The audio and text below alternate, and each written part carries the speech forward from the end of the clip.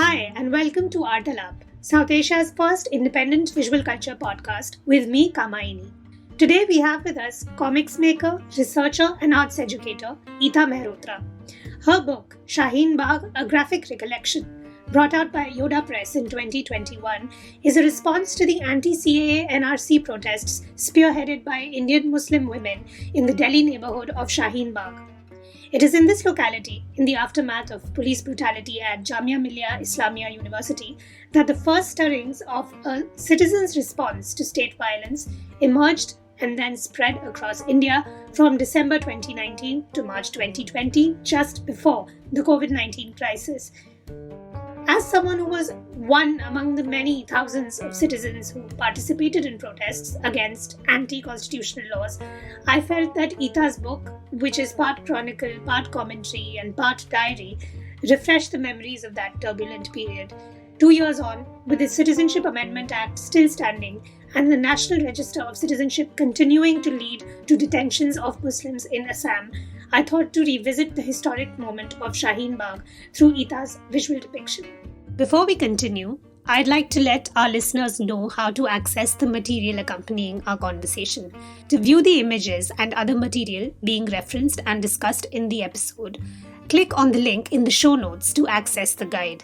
You can also find the link to the guide for each episode in our Instagram captions and tweets.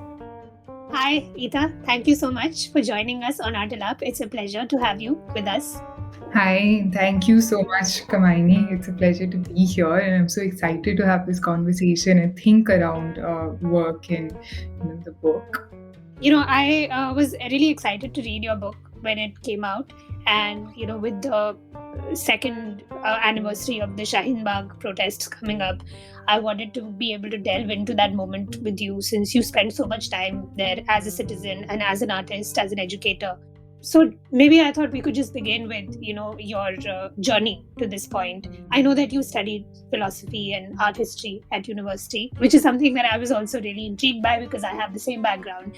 And I kind of wanted to know more about, your engagement with those disciplines and the way in which they informed your artistic work. Your MPhil dissertation was on the history of feminist graphic narratives in India, right? So how do you think that your scholarship has impacted your artistic practice and the way in which you think about images as somebody who also makes them? Definitely. I mean, I think having chosen to, as you're saying, there's philosophy, art history, and then the practice of drawing and creating graphic narratives. And I've chosen to be interdisciplinary and have that education. And I think primarily, first of all, what it does is this kind of providing oneself with a multiplicity of registers. You're not receiving information in one way, but constantly thinking in various ways of what's happening around. As a researcher, as an artist, as somebody who's thinking through, say, a text that one has read, and all these associations come together to first of all think of where we are today. What is the contemporary moment? What are we doing with things like just the identity of citizenship, with the unfolding, very oppressive structures of state apparatus? What do all these mean? So even thinking of philosophy, which was my undergrad, I often go back to things like philosophy of language as use in Wittgenstein, and what does that mean vis-a-vis nationhood and the changing definitions that we're seeing today. What does creating language and folding that into oppression, how does that work? What are the mechanisms, right?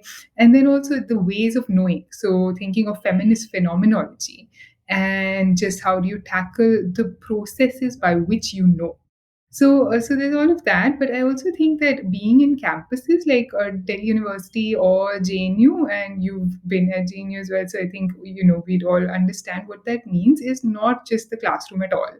there's so many more things that are happening. So, for instance, being at Delhi University, there were many, at that time at least, there were many student organizations which were not affiliated to any one college, but were coming together to do other things that are not in the classroom. So, for example, as part of this group called Perspectives, which was going out into spaces where there's no news really coming out, but things are happening. For example, absolute drought in Bundelkhand. The years I was in DU, that was one of this major drought was ongoing, and it's happening, but there isn't enough information. So what can one do as a student beyond the classroom? How do students collect and say, okay, we are going to find ways of knowing that are not just given to you, that are not just student teacher relationships? And these are the kind of things that happen, solidarities that are formed in campuses. Then at JNU, it was also it was 2015 to 17 while I was at JNU, and the administration was becoming extremely oppressive. Just at that, it had hit hard. So these talks around nationalism that were happening, all of those are very much what inform the process of being in a campus like JNU. And those are directly what you kind of work with after that. I mean, there's no when if I'm working as an artist, it doesn't mean that there's only this process of working with material. It's constantly being informed by registers that you've come away with, of how do you receive, how do you critically examine what's happening, what you're doing. And then of course there's the next bit of like, how do you then engage with, how do you strategically sort of say, okay, this is what I can do with the world. Do I work with activists?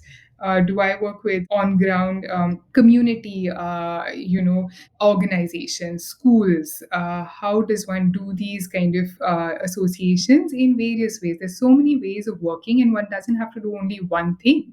So yeah, I feel like this interdisciplinary format of not just thinking but then also of actively engaging is something that for me is has to be that way, and it's been that way through education as well. Yeah, I think you raised some really important points. I think, especially about the value of university campus as a site for building the habits of citizenship, of good citizenship, or building the values that are in line with our vision for a republic or a democracy. And if you could, speak to us a little bit about the materials and methods and the models of, drawing that you use in your work, since you use a variety of media, both digital and analog. I know. Maybe you could talk to us about that. Yeah. So in terms of just material and how I kind of work around it, this first just, a lot of just drawing and sketchbooks and paper. And I really go back to this drawing, say, even in the space of sitting at the protest. It's often drawings within that time period of being in a particular space, often intimacy and immediacy of that. So these are sketches which really I return to in the process, even if it's moved away from it. So keeping those first sketches is really, really important to me till the end. And they're often drawings with a little bit of text. I'm noting down details of, say, what somebody might be wearing, or what is with the person. Are they holding something? Is there a particular gesture?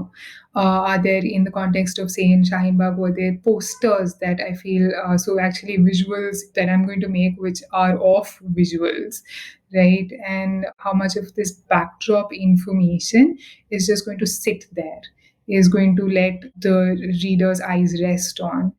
There's the storyboarding, that's again, a lot of, I really like working analog, and which is a lot of these papers that come together that then compile to form some sort of book. I also honestly, I really like working with color, and this to have the book at a price that's not enormous. Had to be black and white, and I also actually really like that it has this quality that's almost, for me, the immediacy of drawing. The size also was important for me. It's a small sized book that can sort of be carried around, can be put into a bag, can be handed out, can be taken to spaces. So that portability and that size, the immediacy to the drawing itself.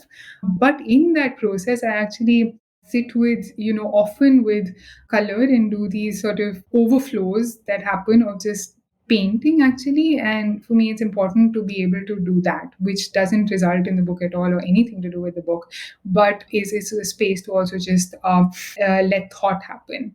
I feel they're like footnotes, sets of watercolors that are not going to go anywhere.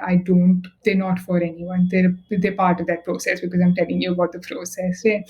And then it's slowly bringing these drawings of the book to I work with, because the text has to come in. I use fonts that I'm not actually handwriting, but are digital editions, right? So I've got the pencil version of notes, and then I'm going to work on softwares to bring this together. And so there's this digital process, and using also drawing digitally with on the iPad. There's Procreate, which really you kind of drawing on this surface. So I'm not averse to using mix of media. I don't think that it has to all be original paintings that then have to be scanned, and I have to have a set of just originals that are there.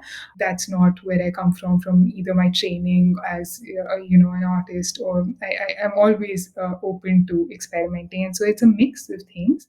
And finally, there's a lot of design that also goes into graphic narratives, right? There's a lot of page layouts that has to. So when I finish drawing my last page, I have a feeling of, oh, this is done. And then there's this anticlimax of a long period of design when you feel the book is done and it's not done. So in this case, I was able to actually work with the designer a lot, and that was important. And then there's the forward, there's bibliography, there's various components to the project that are after the drawing is done, and those are really important for me to be also a part of. And then there is people who are reviewing the writing blurbs for the book, and how do you bring that in. And that also honestly, to build that conversational nature of this book, it was important to have others having seen it. So yeah, so there's this, it takes all of this movement between materials. When I was reading the book as well, I found that what you talked about in terms of interdisciplinarity is really it really comes through in the way in which there are these elements of news reportage, oral history, and social commentary that inform Shaheen Bagh, a graphic recollection.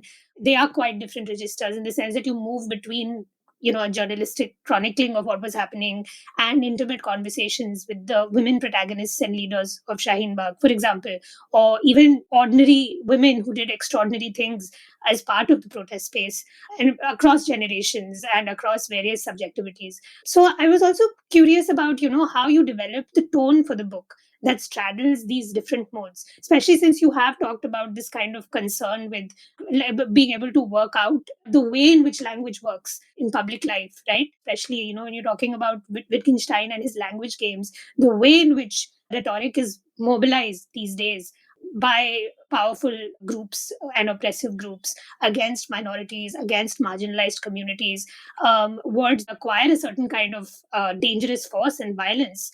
And Shaheen Bagh was a moment in which you really saw the collision of different languages of citizenship, different languages of ambitions for the state kind of come together. And you see that in your book as well, because you're moving through all of these different spaces. So do you want to talk a little bit about how you developed that tone and how you mustered these different kinds of ways of throwing or projecting voices?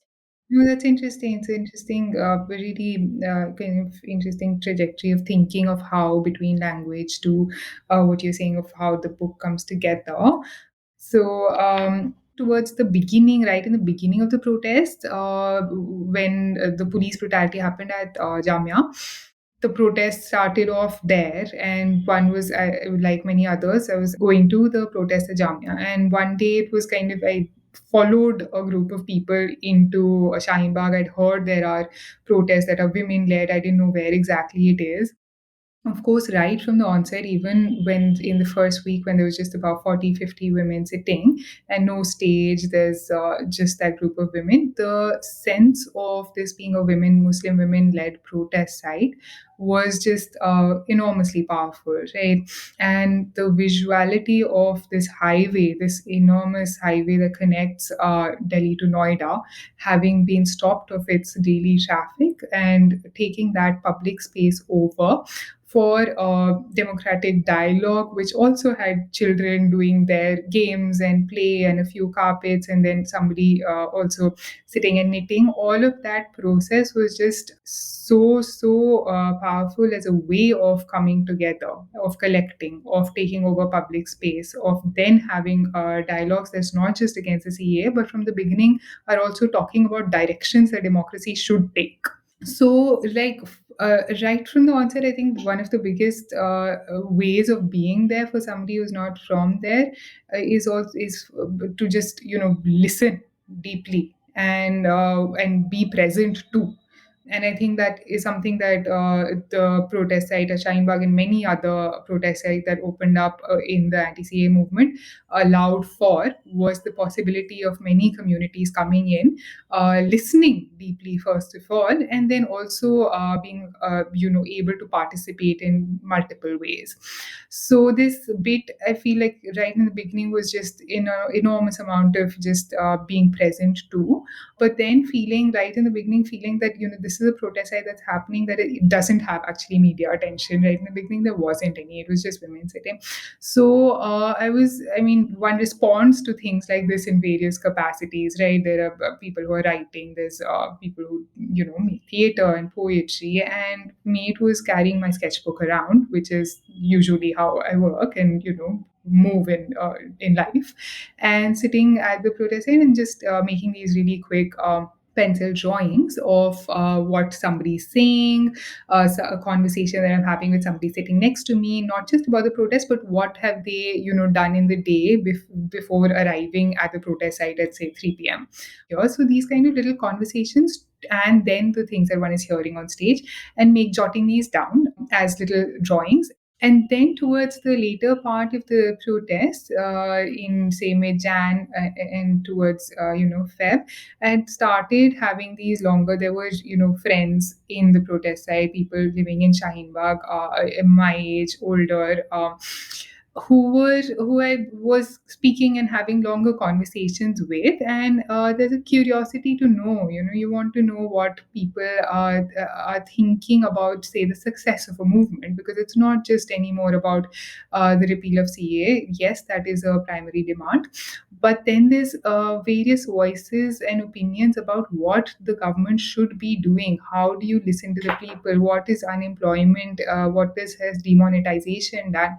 So this meant having longer conversations, and that was something again that I could do and was happening. And at the same time, it also was a conversation that started with the publisher, Arpita, saying, listen, would you want to bring this together and look at what it means to thread moments together and have more engagement with the process of learning and understanding what has shaped this and what is it, the many folds of a movement.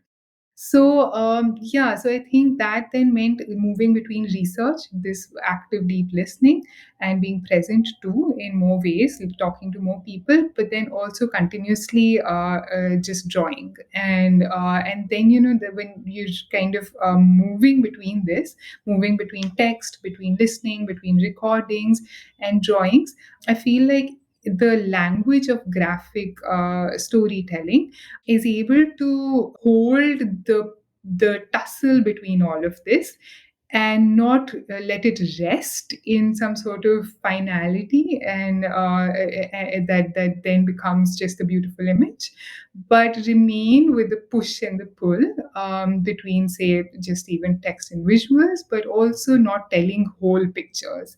And that's something that very early on was obvious while making the book, was not that this book or any book can encase the entirety of something as enormous as protests that happened against the CAA and that have influenced the course of people's movements, but that the threading together of moments is ways of retrieving and re-entering conversations.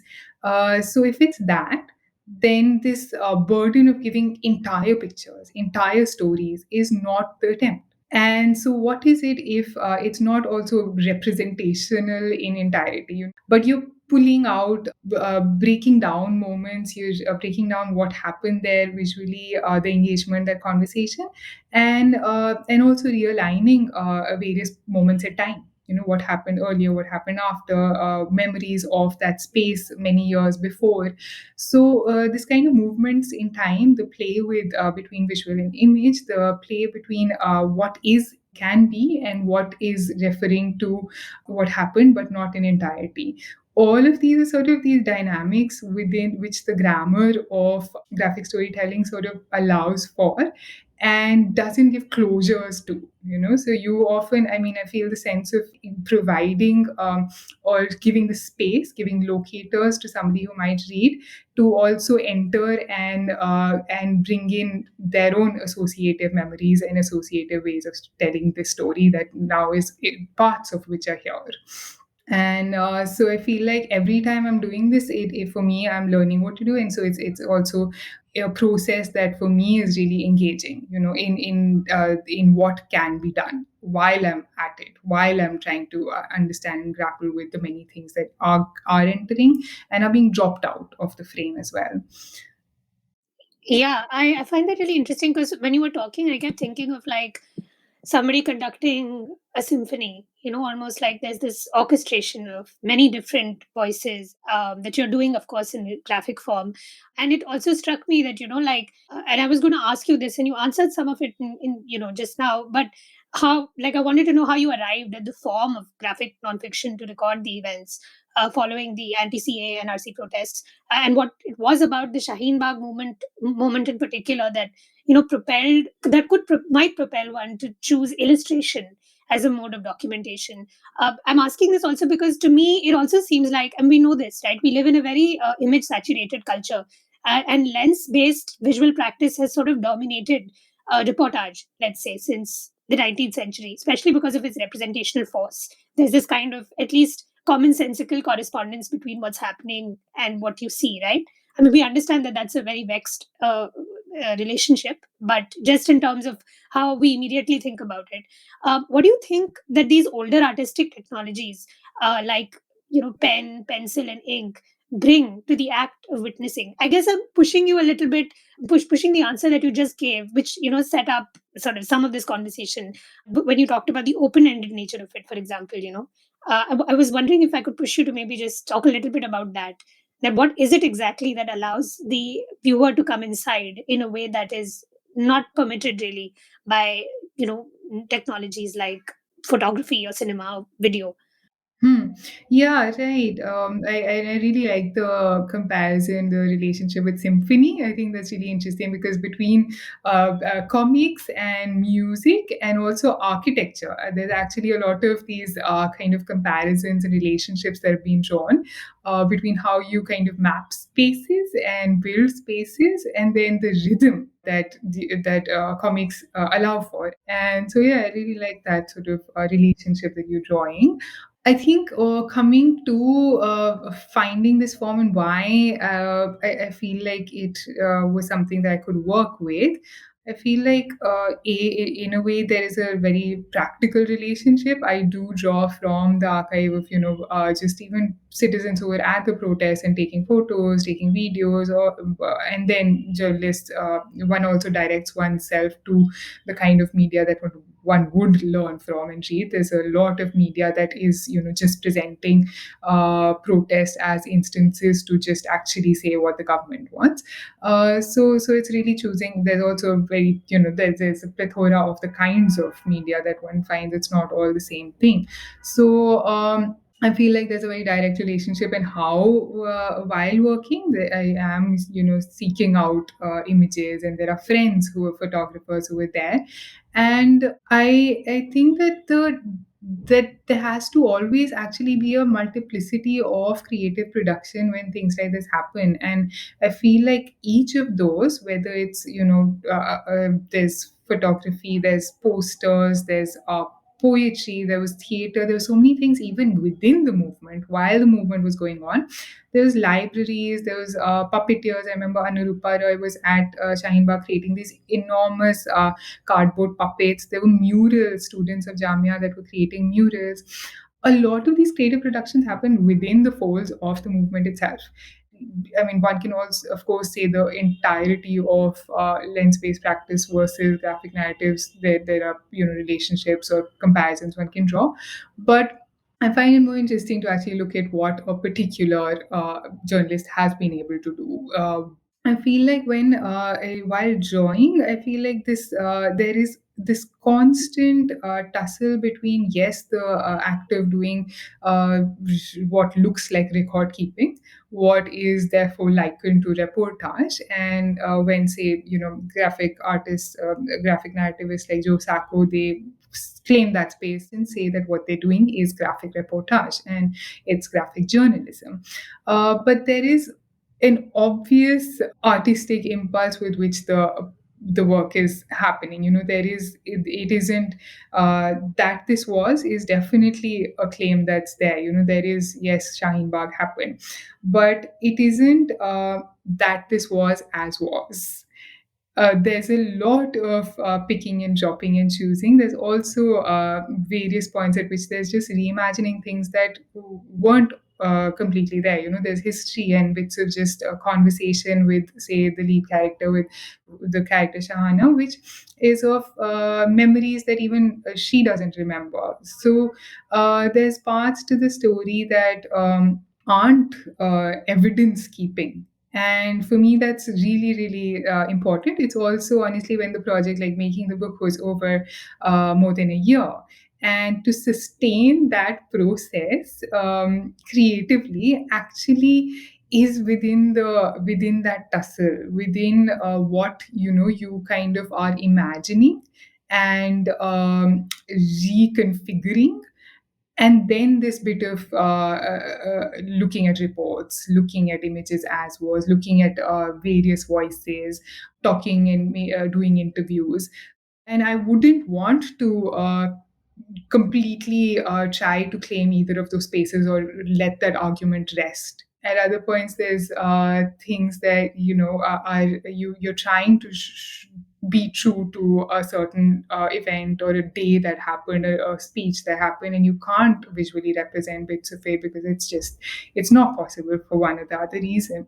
So I feel like this is what carries through the experiment. This kind of yes, representation, but also pushing at what representation means.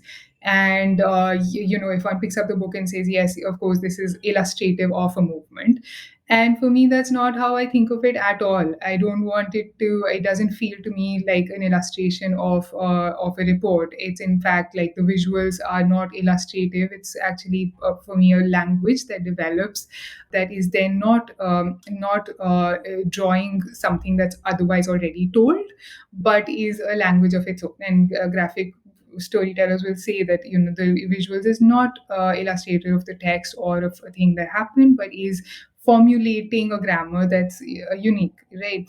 So the capacities of that are something that I in process want to push, and not just say this is just as was and trying to stay true to an event, a source, or a real time situation, but try and actually play with what storytelling, or what also the continuation of conversations. If drawing and all these creative productions are part of the folds of a movement, then those begin there. The first page of this book is not where the story begins, and nor is the last page where the conversation ends. So how much can productions like this, and many others, how can they be extensions to conversations that are urgent and happen at the movement at various sites, but continue to need to, at this point that we're at. Yeah, I think that you made a very important point about how we also tend to read a lot of contemporary chronicles in terms of evidence, almost as a kind of over determining paradigm, right? Even within lens based practices, we know that they've moved on beyond this kind of evidentiary aspiration.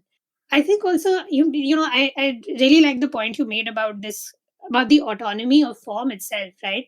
That the graphic or the visual language or vocabulary that is mobilized by an artist, that has its own kind of expressive value. It kind of is able to make something new that is not just about showing something that happened, or just something that or recording something that happened, which is often what a lot of this kind of work gets read as, and does disservice to the aesthetic behind it as well. Like in this case, the book exceeds and is exceeded by the protest, and they're sort of mutually constituted, right? As well, and you see it when you're reading the book. And I was also thinking that, what you touched upon, just to kind of focus on the book a little bit in terms of its structure as well, just so that our audience knows. I'll talk a little bit about what the book structure. That it's in 4 parts and it's in 4 chapters broadly. They are open fields, collecting, the many Shaheen Baghs, and ashes and after. Those are the 4 sections, right? And the book takes us on a journey from the settlement of the area of Shaheen Bagh through the incident of police violence that happened at the neighborhood university, Jamia Millia Islamia, and the original organizing of the protest at Shaheen Bagh, to the eruption of similar protests across India, and then the post COVID-19 aftermath that unfolded in those localities. I think that the contemporaneity of the book, and this is kind of again, this kind of tension between a sort of patent idea of record keeping and what a graphic narrative can actually do in terms of encapsulating a moment or a mood.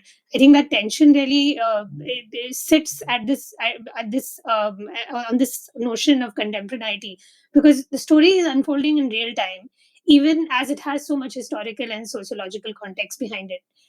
And I'd love for you to talk a little bit about, your process of planning the various chapters as an extension of what you just, explained to us. What did you choose to highlight? What did you choose to leave out? Or what did you think were the most apt kind of, maybe images, maybe conversations, maybe sort of, moments that are not really visible, but that you render visible? And that's something that you, I think, meant, right, when you were saying that it's not just something you see and you draw. Hmm. It's much more than that. So could you give us a glimpse into that process? Yeah, thanks for that arrangement of, ideas again. And this, especially about what to do with tackling the now, the moment that one is in, that kind of telling of a story that's not long ago in history, but is actually unfolding, and the politics of which is, urgent realities, even as we talk today. And yet, what does one do? Not letting it render one silent, but actually being able to respond and engage and return to. Yeah, so in terms of just bringing this sort of structure in, as you're saying, the sections, the flow of it, as we were saying, going through just that process, initially there's a lot of listening, and there's interviews, there's a lot of just asking and questioning and talking to people.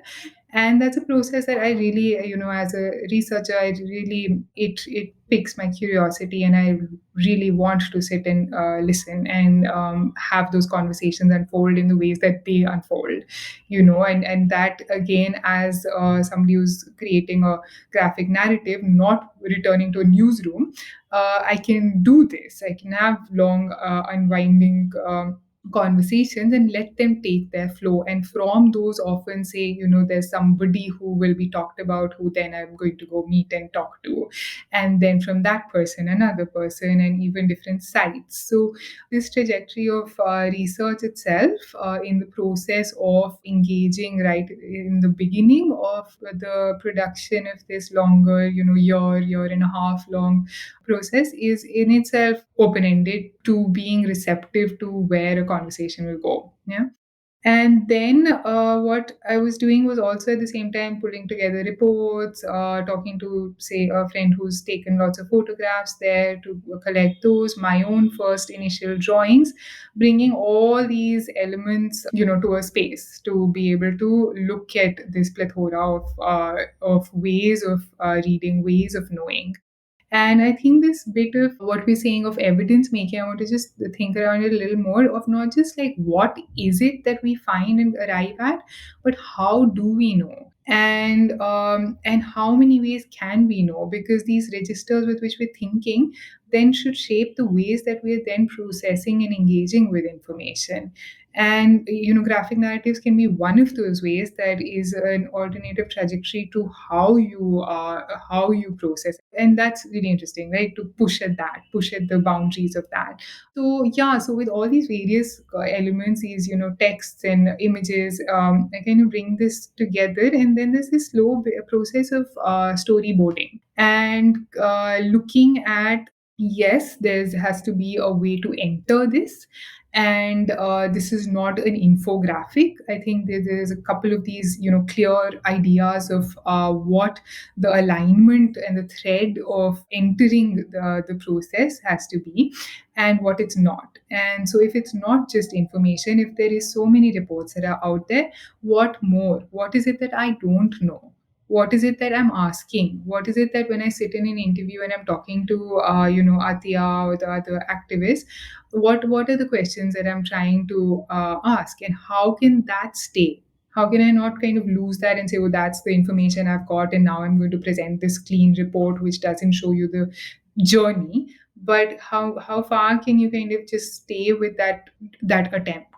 It was important for me to begin with this with the character with Shahana, who's there, Shaheen Bagh, who's from Shaheen Bagh, a young Muslim woman who's an architect designer, have her presence be there to lead. And then so there are characters that emerge, and those are important. I kind of then hold on to that.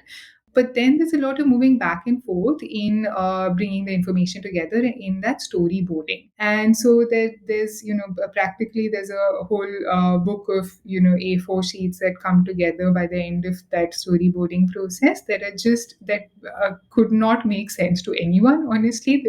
They're full of little thumbnail drawings, which are just 1 inch by 1 inch boxes that stand for every page. And in each of those boxes there are little sections and many notes, and so there's a whole book of that makes no sense to anybody but it's honestly where the logic of this, and as you're going back to that comparison to symphony, where a slow rhythm comes in. And I would say that I do hold on to narrative because I feel the need for that, especially in books like this. I feel like I push at that, and I find myself wanting to question and ask what narrative means, because you kind of stay with the comfort of cause and effect and story. But in this case, there were things that I need to have presenced. There are things that need to be said, so that rhythm allows for then the conversation to unfold. So slowly through that storyboarding, it emerges symbiotically when I'm kind of putting the information together. It's also responding. You're being told by the process how much can be held. So that's how you came to structure the book as you did. So there is a bit of this beginning, there is a leading into, there is this history of what Shaheen Bagh was before the settlement of what we know it as while going into it today. What were the, before 90s, it was actually just open agricultural land. What is that memory of the geography of a city that is so hard to see and think of today in that densely populated space?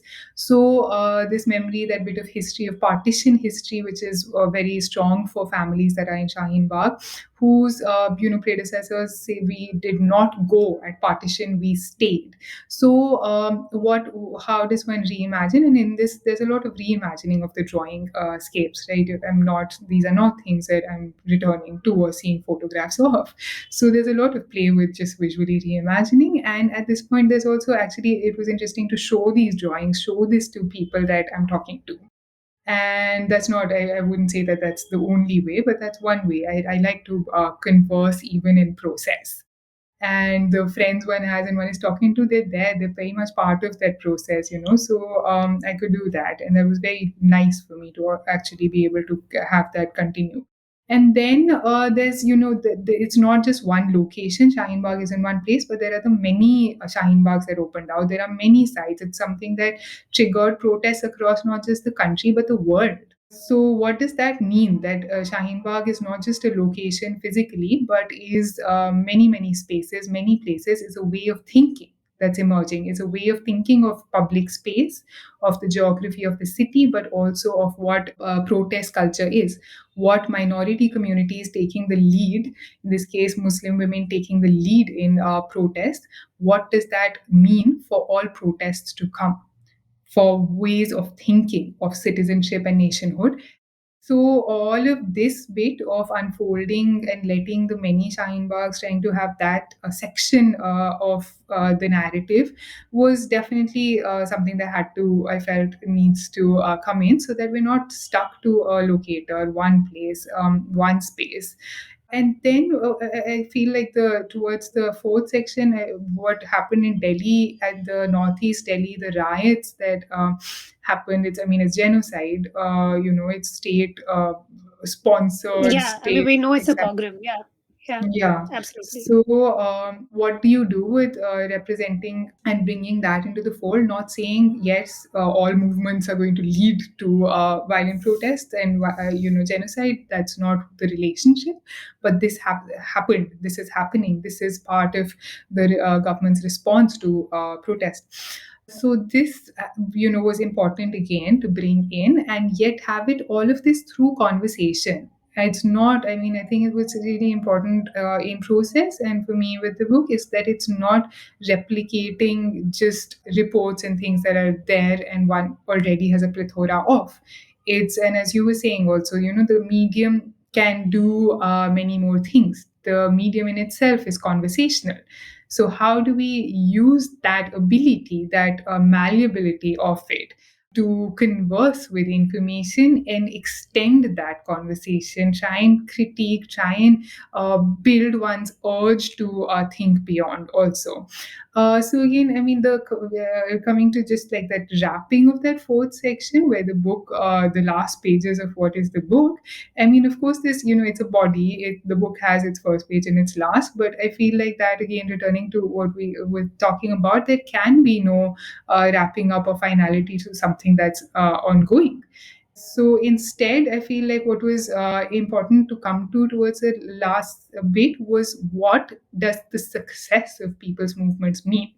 And that's something that came up in many conversations, which I didn't see this coming out. I didn't already think it would happen while doing an interview. Was people saying, it isn't just about, yes, the CAA still needs to be repealed, but that's not the only way that we think of what happened at Shaheen Bagh. Shaheen Bagh has changed the way that we think of India, the way that we can claim citizenship, the way that the Muslim community was able to find this solidarity and come forward like never before. Muslim women speaking up like never before, and that's changed, the course of history and how citizenship can be viewed in permanent ways, and also the nature of public space. The what is Shaheen Bagh suddenly coming into the geography of the city, into vocabulary of not just people from Shaheen Bagh speaking up, but all sorts of communities coming in, Sikhs from Punjab, students, activists, scholars from various universities. There's women from Assam talking about detention centers, all converging at this site.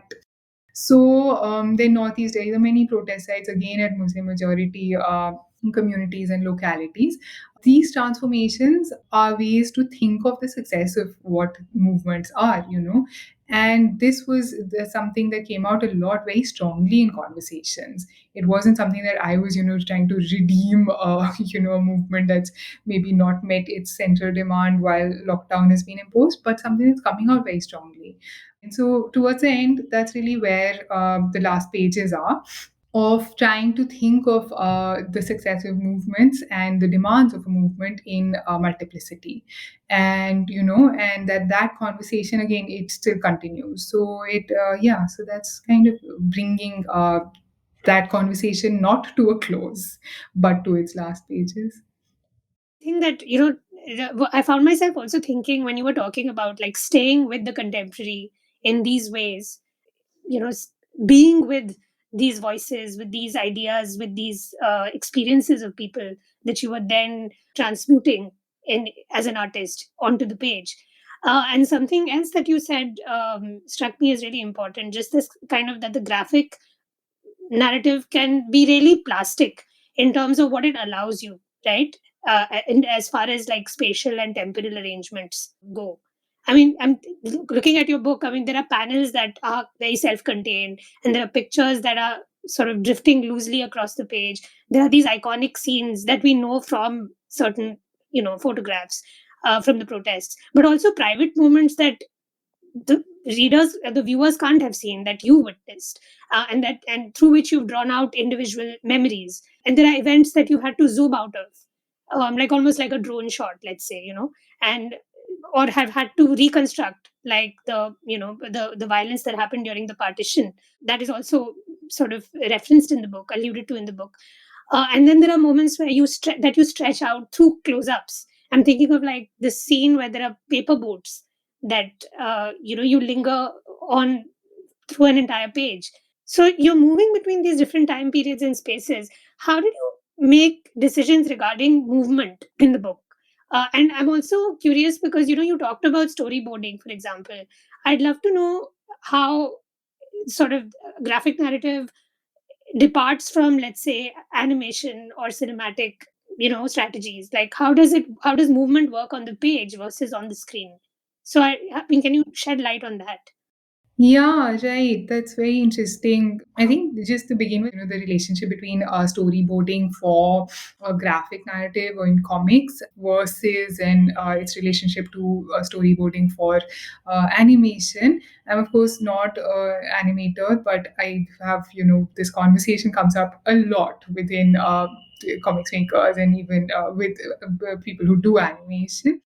And actually, what happens within the storyboarding format for when one is doing comics, what you're going to arrive at is the space of pages, and you're going to have. I mean, of course, you can also have scroll down comics in on digital platforms. But in both cases, you are going to be moving your eyes across the space of either screen or the book, and you're going to turn pages. So your panels are physically kind of leading you across space of the pages, and you move when you look, yes, there's the predominant visual characteristic of the page itself. And I do think that comics and graphic narratives are first visual. Even the arrangement of text, there's a lot of visual play in how big the text is, where is the text, you see it first. And there's a lot of play in that arrangement. And then, even where a page is turning, or the possibility of having a spread of two pages suddenly unfold and let the reader kind of enter that and just be with that as a bigger locator and marker.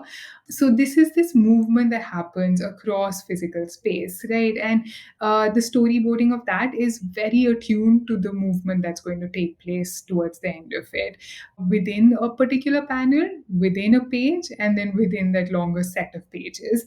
And actually, in the storyboarding, laying it out, I would think of the entirety of pages even on one page, try and actually build little thumbnails of many pages in just one page. And when drawing it out, I would also at points take prints of sections and lay that out on a floor, trying to see this as a big spread. What does it mean in space when you have all of these kind of laid out? What's happening? What's happening visually? What's happening to style? Because if you're with a work over a period of time, over a year and a half, even your relationship with the visual language is going to change. So, I mean, some of this would Yeah. be. I mean, I can tell when I look at the book that I'm doing things differently with the grammar.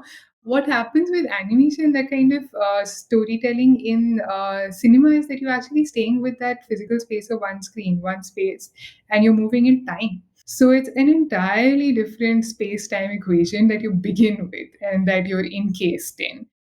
Right. Yeah, I see. So in terms of your process, could you take us through specific pages maybe to give us a window into it? And I feel like there are these pages, if I can refer to, like, for example, there's this page that is on the 37 page in the book. It's where a particular conversation with a family member of the lead character, Shahana, whose family, who we now know by this time. She's led us into the story. We've talked with her. Now there's this point in the second section where we're now looking at the question is, how did the first days of the protest, how did they unfold when police brutality at Jamia happened? What was happening? What did you feel? What was happening in the house? How do you respond at the immediacy of attack like this, right? And so in this page, for instance, there's in the background one has this television that's blaring, and there is this bit of the representation of evidence, this bit of doing as was things as was, and trying to provide locators for somebody who might have read news, so you can relate, you can have associative memories too. And so that is, this bit is, text is verbatim. You sort of read the report, put in the text of 51 students who are injured, being led to hospital. And I have references, also at the back of this book, which are a way that one tries to build evidence making as process, kind of put that across, evidence of evidence, right? So that bit's there, but then there is the relationship with that to the character who's in this page, which is an oldish woman. In this case, it's the character Shahana's grandmother, who's sitting at the table and making a list of grocery items that she's going to now order on the phone. And she's just, before this, we know she's also said that I'm not going to go down to the shop here and get, because there are many people who are going to have to go down to the shop and get groceries. And this response is her response to tackling and strategizing and doing a first organization when hearing attack. Then we also have the news of protest at ITU happening later the same day, juxtaposed with a conversation with a grocery man. There is, in one way, absolutely nothing to do with this. She's not saying, "Oh, this is what I feel," or "Oh, this is what's going to happen," but organizing. And for me, these kind of arrangements of thought, visual, memory construction, and evidence is important, because they push at each other, but also because we're dealing with something that is national laws, yes, but in its relationship to the everyday. And that's something that came out so strongly at sites like Shaheen Bagh, where Muslim women are coming out and saying, this is how it affects our life in our children, our students in Jamia, and this is everyday reality. And also visually looking at within the book, you also mentioned this move between the personal and these little conversations, reimagining to say, on later pages, like on page 253, there's, you enter this kind of double spread where there is a visual of how we often have seen the protest. There's an ocean of people. It isn't about one single conversation, but is allowing one to rest with what is this enormous gathering of thousands and tens of thousands of people, and is very visually strong as what happened at some of those nights at the protest. And it's been represented, and yet drawing it out for me is significant, because you kind of think of what a response while being at the protest night after night is. You think of returning to that sense of being there, not just the history of it, but that this sense of its presence is in continuous. It's not over, when even if space closes up. Yeah, so there's in the course of that journey, one moves between these various ways of bringing things together. Right. Yeah, and I also, wanted to ask, because we talked about it, and you mentioned earlier as well that it was also your interest in feminist epistemology and standpoint theory that kind of informed some of the ways in which you took up a project like this, or arrived at it, I suppose, over a period of years, as one does. I read Umar Khalid's review of your book In the Caravan, and he writes that by foregrounding their voices and lived experiences, you were able to capture a critical moment in the Muslim experience in India when something seemed to fundamentally change for the worse. I was really curious about your own concerns and strategies as you navigated this tricky issue of subject position, as a Hindu citizen telling the story. I understand that this is a formulation that can often be used quite reductively by bad actors, and it's uncomfortably close to an oppressive ruling regime's attempts to define us as citizens. And of course, this fight is as much one of Republican values, as we've been belaboring through this conversation, and something that is shared by us all, including farmers and workers, Bahujan and Adivasi communities, as it is against majoritarian violence unto Muslims and other minorities. But at the same time, we, the two of us, for example, as caste Hindu women, occupy a position of immense privilege. So, can you talk a little bit about how you tackled the challenge of making visible the story of Shaheen Bagh as citizen, artist, and someone with that socio-political advantage? Yeah, right. I think that's a very important question, and it's definitely one that has to provide a self-reflective register in the process, no, from the onset, and definitely something that came up in various conversations that I was having with the publisher, with Arpita, with Yoda Press. How does one fill the ethics of storytelling? It's also something that comes up always when one begins something that is representational, is documentary in any form, right? It's age old questions, but that doesn't mean that they then become old at all, and especially in the urgency and the context of where we are right now. And actually, right now, when we're having this recording, we've in the week of gatherings of really fascist orders where the Hindu right-wing groups have collected. There's akhadas, there's all sorts of religious heads which are guiding the government, Calls to collecting, genocide. yeah, which are gathering in these religious sites in Haridwar, etc., and claiming that the nation has to rise, Hindus have to rise to force genocide as a way of claiming this nation for what it's essentially supposed to be. So, what does it mean to remain silent? There is no space to remain sort of silent in, and there's also, as you say, rightly saying, you can't kind of say you can't disown an identity which gets you through this country, so what one can do is to try and find these self-reflective and critical lenses with which one then is able to delve into process. And for me, one of those strategies was to have many people sort of involved. It was very important to me, honestly, to have conversations as much as possible, to also return with whatever is created. So even if it's, a draft, who can see this? Can Ghazala Jamil, who's written the foreword for the book and is a scholar of Muslim women's rights, post-partition, and the history of Muslim women and representation in the country. Can she look at this and what are the ways that I can take through feedback of what people are saying who need to see work like this before it's just out there. So that as process, how can you kind of provide yourself with strategies? And this is not I don't have to invent these.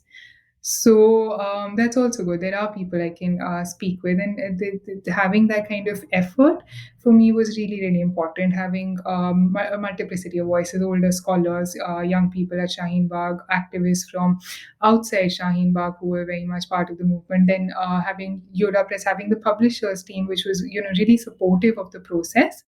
In how many ways can they also be part of this process, not just seeing it at the end, but with a book that also was it was key that it comes out not too far into the future. After lockdown, there's this kind of urgency of continuing the space of protest, and things like a book can become a locator for conversation. So can this come out soon, which means that more people need to be involved. Publishers has to be on board with conversations from the get-go. And for me, these collaborative strategies of working are something that are not making things more difficult. It actually really helps in that process. Yeah, and so I think to be able to critically examine and then listen, do that act of deep listening, and definitely no way to stay silent. I don't think to be complicit with what is happening with the creation of fascist right-wing Hindu nation that's happening as we speak. Remaining silent is to be complicit. Yeah, yeah, for sure. And that's something that this podcast, Artalap, is also committed to. We're a visual culture podcast, but as we know, everything happens within a context and not in a vacuum. So, what I try to do is weld questions of aesthetics and art history with matters of political and moral urgency, precisely for the reasons that you just mentioned. And I think that, on that note, I also wanted to ask you about, your work as an art based educator and member of library movements as well. How do you see the book's life as part of a canon that is making a political vocabulary and consciousness available to young people, or as a kind of pedagogical text? What about the book do you think appeals to children and adolescents, teenagers, who, in a sense, are already becoming aware and radicalized?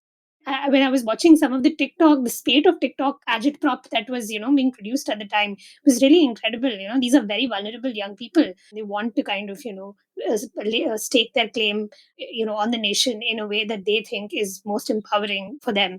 So, how do you think that, being a teacher or a facilitator shaped the way in which you wrote or created Shaheen Bagh, a graphic recollection? Yeah, thanks for bringing that kind of part of what I do in as well. I honestly, this bit that it's spoken to children and young people, school going age group has responded to the book and wanted to read it, is something that I found surprisingly, nice to know. And because it wasn't a consideration, it was not an age group that I thought this book is for at all, even though I do work with young people and children. Yeah, it's surprisingly nice to know that. And as you're saying, there's this libraries network that the book has been part of, and it's gone to. There's an organization, Bookworm, that actually sends books out to various libraries, and then librarians gather and kind of converse around books. While having a talk with them and a panel discussion with them, it was something that they informed me of, was that this book for ages 9 and above is where they keep it in their sections in the libraries. And these are libraries across the country, in communities in where there's a lack of good education, and a lot of children want to read it. There's this. Also, because it's just visuals, it seems like it's not a children's story, but is for children. So that's, yeah, it's been interesting to think of it. I didn't consciously plan it. I thought it's much more for the age group that's there, activists, university students, and then older people who are thinking about and writing about, and also able to build the conversations, as you were saying with Omar's review, that kind of bit of how do you actually use the book and build the conversation, not just review it. So that's kind of the engagement which I hoped for. But also, I feel like it's interesting how much children were part of the movement. As you're saying, they're all there. If families are at the protest, there's going to be many, many children who are there at every protest. I not just Shaheen Bagh. I was at, as a Hosrani. There's just so many children, and there's this kind of festive sense to it. There's a joy to it, and that joy has to be there for movements to sustain over time. And then there's a lot of creativity. The children are drawing, and they're drawing all sorts of things. It's a amazing bit of when children are drawing, is that it's not just limited to the onus of representation, but are these wild imagination of the prime minister, and who is he, what is he saying, what does he look like, imagination of what the flag means. And these are essential to think beyond the binaries and oppositions, and just being stuck with trying to tweak what is and trying to push it what is, to what do we dream. And that's something that I come to a lot as a educator working within communities, again, where all the work I do with my organization with Outreach is to work within spaces that don't have the access to education as one should. Under-resourced communities where there's either no school or care homes which are for children and young people off the street. So this kind of tackling of your identity, your imagination in the wildest of ways is something that young people are really able to do, right? And we, at some point, we're supposed to get over it and try and do things as is, or try and work with what is. And to return to that is really important. And so even these vocabularies develop. No, so even in the book, on the 101st page, there's a family scene. There's a mug of milk on the table, and somebody is telling the child, you need to drink your milk. And this is at the later stage. One knows protests are happening and children are involved. This is towards the end of the book, and the child in the frame is saying, the question is, drink your milk now, and the child is saying, no, we will fight, we will win, no CAA. And this The woman anti-milk being, lobby will have yes. words. So this sort of absurdity to communication, and how children are going to imagine and use. And the thing is that, I mean, this is not the only politicization that's happening. The textbooks in mainstream schools are highly politicized as well. So I think one of the kind of ruptures that happens is, that there's a right and wrong. There's a whole section, a page that talks of this lady whose child actually died at the protest. He was this newborn child. On this is on page 100, and it's this woman saying, yeah, my I was here with my infant, it was that important to me to be here. And there was a lot of complaints about it, the report saying, oh, this is too much, this protesters shouldn't do. Right. What would it have meant for a woman? And this conversation in the book is actually through the character, through Shahana, describing it and saying, I was really angry looking at the media reports about that woman, because she knew best. She knew best, she knows, and you can't judge. And so there's so many complications around childhood and protests. And I'm actually with my organization. I work still at Shaheen Bagh with activists who are there. There are, after the movement, there's been many solidarities that formed and have actually been used, have been tools of, through lockdown, through COVID. There's ways that activists were able to work together, and even now there are many initiatives born out of the movement of just of education. The complete failure of education in these past 2 years that we've seen, activists are gathering and doing these after school classes, just learning spaces right in communities like Shaheen Bagh, at Shaheen Bagh. So over there the questions still come up, and I'm doing like there's a session which is not about nationhood at all. Somebody will still bring in a slogan, bring in the flag in the middle of a drawing that's got nothing to do with that, and it leads to conversation because it's very urgent, it's immediate. The children know what's happening to this country. So there's no more the sensibility of, saving a childhood or a phase of age group that shouldn't talk about. These are if situations like this happen, there's no leaving people out, leaving young people out. They know, they're aware, they're asking questions. So I feel the possibility of engagement is there, and it's a happy surprise to know that the book is able to talk to that diversity of audience, honestly. Right. No, absolutely. I mean, if children are, if it's okay to kill children, if the state's fine killing children, then they have every right to be there in protests, right? So I think that that's a really important point to make as well, in terms of, how our education system already is so saffronized, and it's already, indoctrinating young people with the worst ideas and some very questionable values. So in this, all of this is a kind of counter to that. Works like yours are a counter to that. Who have been your influences or models as an artist working on a book like this? I wanted to ask you that also because you're a scholar of the graphic novel in India, and I was wondering if you could like contextualize your work in within that broader history as well. It's really interesting to see the kind of work that's happening even in Bangladesh and Pakistan. There's graphic narratives coming out, and these alliances still are to be formed, between comics makers across countries, neighboring countries.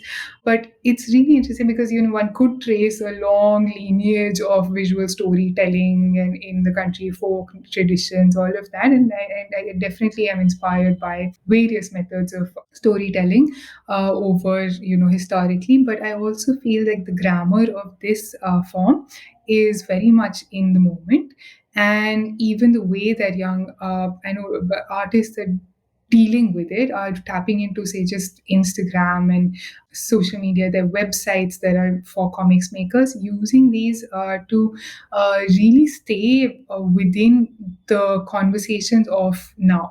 And it's actually over the past year and a half or so, it's been amazing to see just like this rupture of how much really kind of well thought out posters, comics that are just like 4 panels maybe, from Dalit artists, from feminist activists, just putting out their work that may never be in print, but is really kind of well structured and well thought, and really looking at what comics can be. And what's interesting right now is that there's about a decade or so of slow work in, say, first a few print books. There was Amruta Patil's Kari that really opened out what women could do with the form. They were very early works, right? And then there's been works like a compilation, like first-hand graphic nonfiction in India, that tried to bring together a variety of stories which are nonfiction into one place, trying to say that this is something that's happening in the country. But it's still recent history. We can't kind of canonize this, and that's exciting, because what it means is that as somebody making comics and graphic narratives, trying to do these links between, say, reportage, between critiques of the current, one can also play with what the form is going to become. But there is this amazing scope of defining. Every work at this point can define what the vocabulary within the country, within the subcontinent, what does it mean to respond to the contemporary with this medium, without having to say, oh, it has been this and this. In the West, you would say, yes, there's a history of graphic nonfiction that's actually there, but it's not here in this grammar that we find graphic narratives in. So and in terms of a little more of the influences, I think the graphic nonfiction, Joe Sacco's books of his aren't just content and things that one looks at. It's also as a maker. It's looking at it as a maker. So if I'm looking at Joe Sacco's Palestine or any of his other books, it's looking at the format, trying to decode what he's doing. You're literally like unraveling Yeah. the page. Yeah, because how else are you going to kind of, and that doesn't mean you want to copy it. That means you're just saying, okay, so this and then this and this, what you're doing. Yeah, but he's a pioneer. He sort of set a template for what is Yeah. possible to do.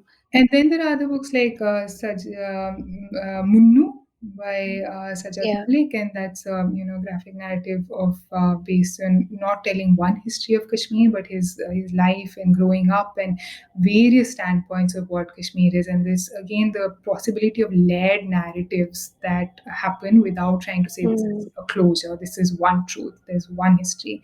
So this, and also the satire, that play, the humor, the characters that are animal representations, all of this, there is bits of humor that comes into when I'm telling the story here as well, and you use that. That's one of these effective tools which I am drawn to. So yeah. Right. Yeah, no, it sounds like a really promising moment for South Asian graphic and bookmakers. I think that this way in which art is able to capture the contours of a moment is very important. It's very cathartic, and it allows for a certain kind of building of community of empathetic readers and viewers. So that's all very important. Thank you so much, Ita, for your time. It was great talking to you. Thank you. It's been amazing to think through along with you, and thank you for inviting me and for doing this, carrying these conversations through. It's really exciting to have your platform. Thank you for tuning into Artalap with Ita Mehrotra as we discussed her critically acclaimed graphic book, Shaheen Bagh, A Graphic Recollection, to mark the second year since the protests against the CAA and NRC, both of which, while still in force, continue to be rejected by all Indians who believe in the Constitution. If you enjoyed the podcast, please like and share the episode over social media. For more information and updates, you can follow us on Instagram at art.alap and on Twitter at @RTALAAP.